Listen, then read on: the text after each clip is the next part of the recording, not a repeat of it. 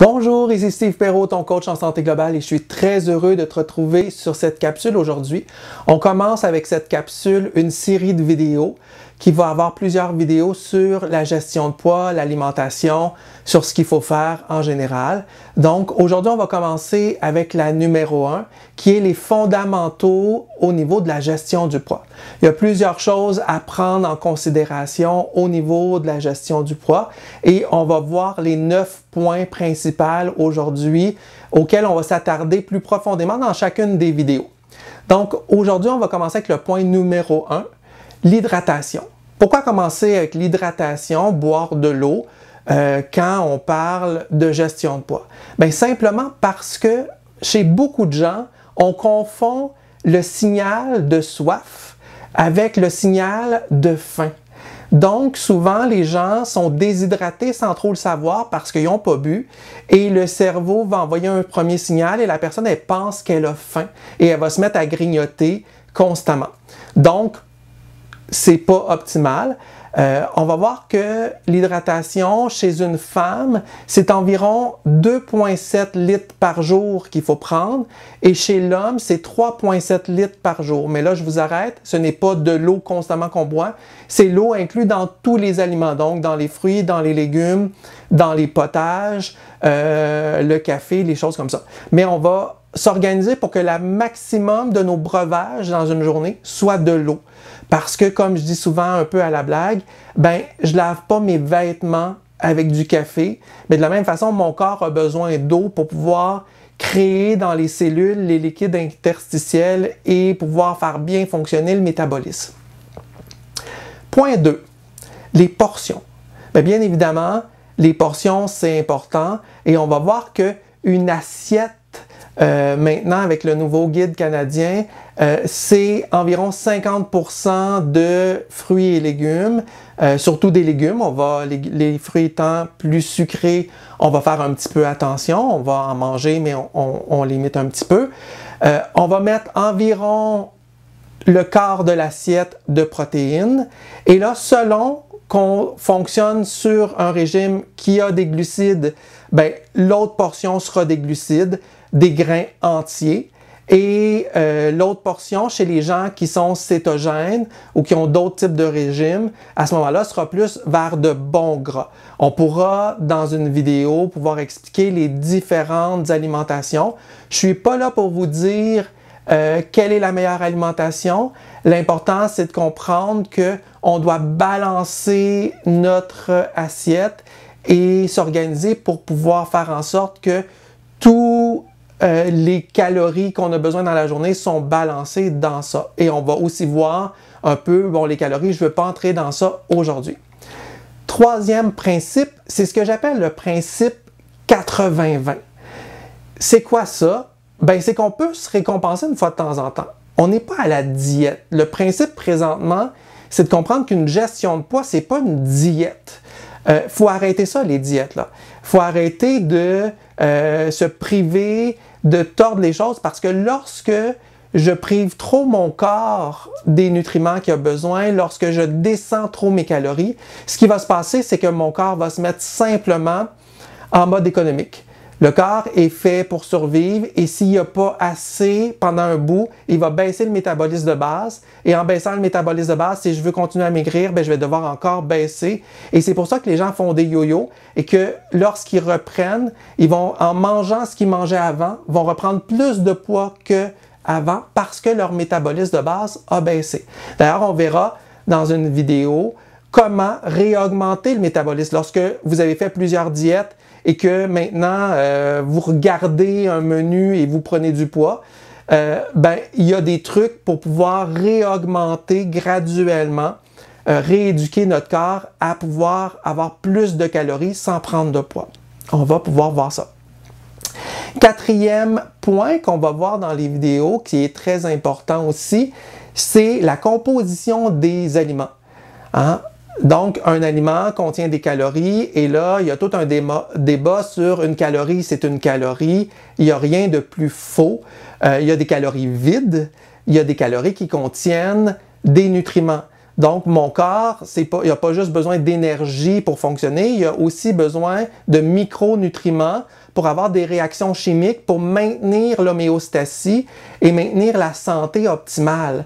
Donc, si je mange que du chocolat et que je n'ai pas dépassé mes calories, bien, techniquement, je ne suis pas supposé de prendre de poids, mais je vais en prendre pareil éventuellement parce que mon corps va se créer des carences, toute la chimie du corps va changer. Donc, on ne peut pas dire qu'une calorie, c'est une calorie. Et il faut aussi voir que lorsque je mange un aliment qui est plus complexe, ben à ce moment-là, pour pouvoir être défait en molécules, la digestion et la transformation demandent de l'énergie. Donc, si je prends un élément comme du glucose, du sucre simple, et que mon corps, donc, n'a pas grand-chose à faire pour pouvoir accéder à cette énergie-là, ben, l'énergie qui est entrée versus l'énergie qui va être à la sortie est égale. C'est du 100%. Il n'y a pas eu à peu près rien qui est perdu dans la transformation. Mais si je prends des grains complexes, si je prends des huiles, si je prends des choses comme ça qui ont besoin d'être défaits, qui ont besoin d'être transformés pour amener un autre niveau, que ce soit une protéine, que ce soit c'est complexe, bien là, à ce moment-là, ma calorie d'entrée versus que mon corps va vraiment utiliser n'est pas le même parce qu'il va avoir eu une perte d'énergie dans la transformation. Donc, il faut le prendre en compte. Dans mes calories, donc dans ma journée, je vais pouvoir me permettre de manger un niveau de calories plus haut si j'ai des aliments entiers complexes que si j'ai que des aliments raffinés et tout ça. On va les voir plus tard. Dans mes aliments, je dois m'assurer donc d'avoir la présence de vitamines, de minéraux. On va voir donc comment les molécules se défont, bon, qu'est-ce qu'on a besoin et tout ça. On n'entre pas dans ça aujourd'hui. Mais l'important, c'est de comprendre que donc je vais choisir, si possible, des fruits et des légumes de saison. Si c'est pas possible, bon, ben, des surgelés.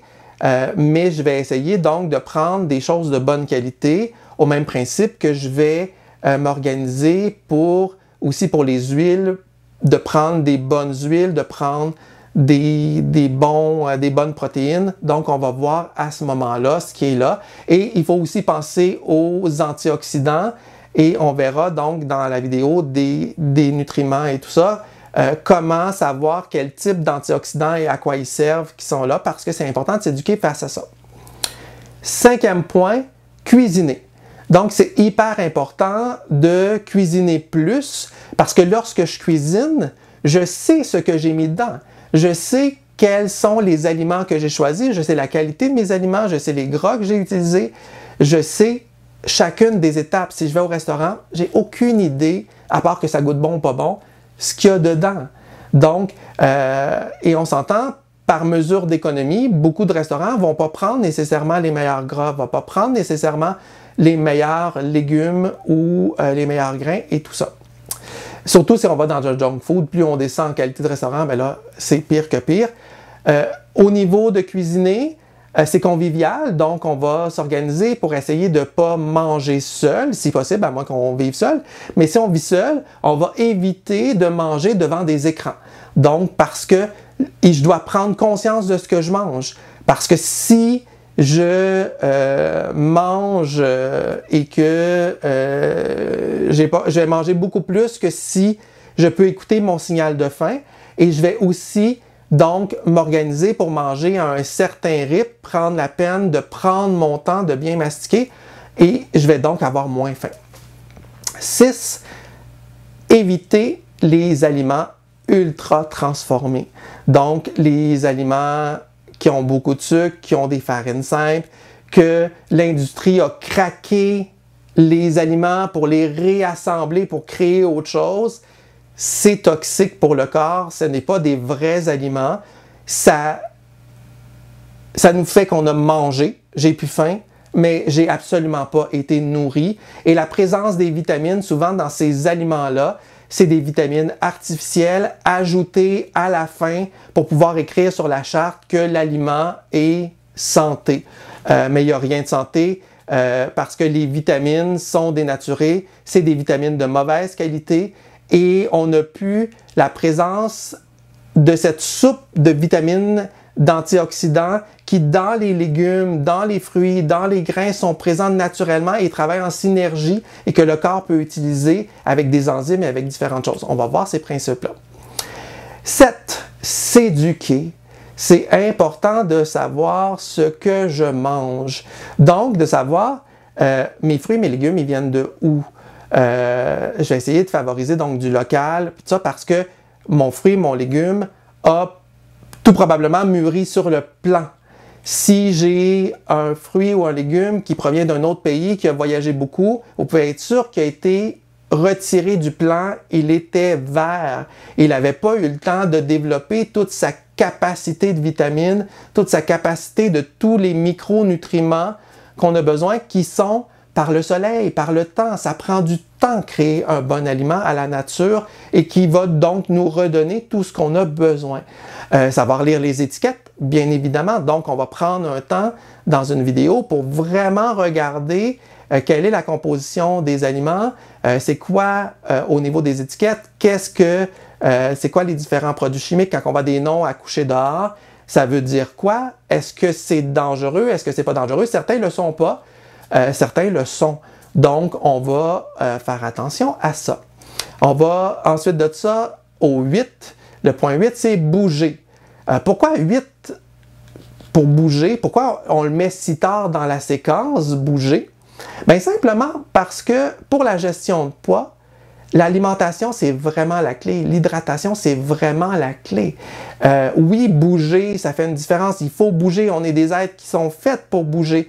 Et on va voir qu'il y a 3 niveaux de plan d'exercice à faire.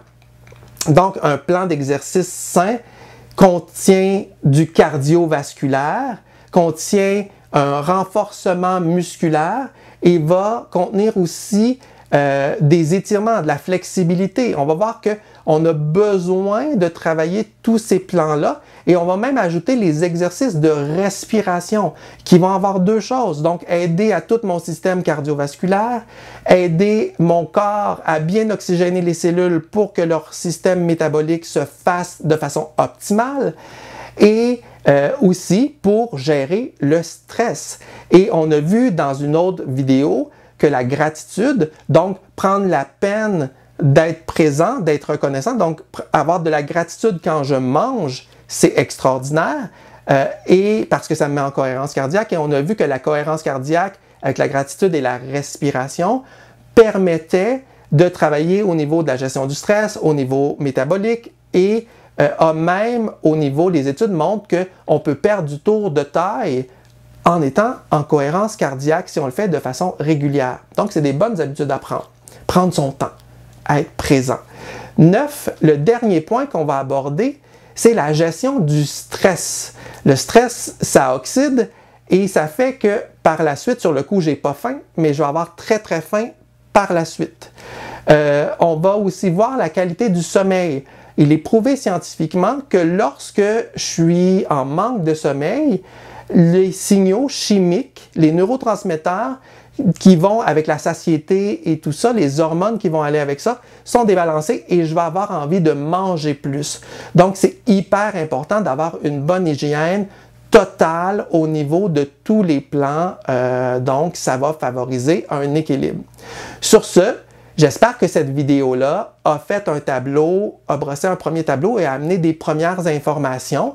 On va vraiment les voir, tous les points, un par un, dans les prochaines vidéos et on va prendre le temps de vraiment les voir. Si vous aimez cette vidéo-là, comme d'habitude, on fait un petit pouce bleu.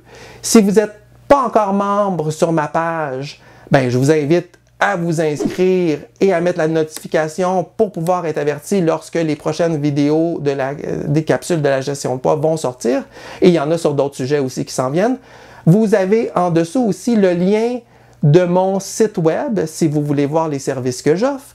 Et vous aurez aussi un PDF qui va résumer en gros ce qu'on a vu aujourd'hui comme aide-mémoire. Alors sur ce, je vous souhaite une excellente journée. Je vous envoie plein d'amour. N'oubliez pas que nous sommes tous des humains imparfaits et dignes et qui sommes toujours sur le chemin pour mieux nous améliorer chaque jour. À la prochaine!